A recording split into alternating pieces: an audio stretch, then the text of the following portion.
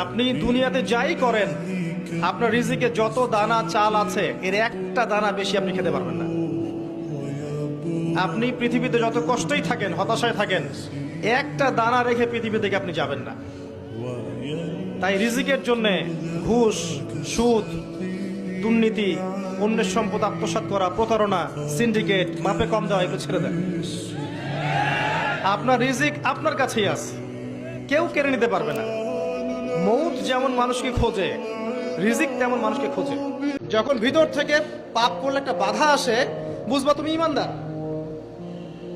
মানে পাপ করলে যদি বাধা আসে ভিতর থেকে, যে আমি একটা খারাপ কাজ করেছি, আল্লাহর কাছে আমাকে তওবা করতে হবে, ইস্তেগফার করতে হবে, তখন বুঝবেন যে আপনার ভিতর ঈমান আছে। এই জন্য আল্লাহ পাক আপনার মনের মধ্যে এই চিন্তা নিয়ে আসছেন। আলহামদুলিল্লাহ। যখন পাপ করতে করতে দেখবেন আপনার মনে কোনো ফিলিংসই নাই, তখন বুঝবেন যে আসলে আপনার ভিতর ঈমান আর কিছু বাকি নাই, যেটা আছে খালি ফোসকার মতো একটা নুকতা।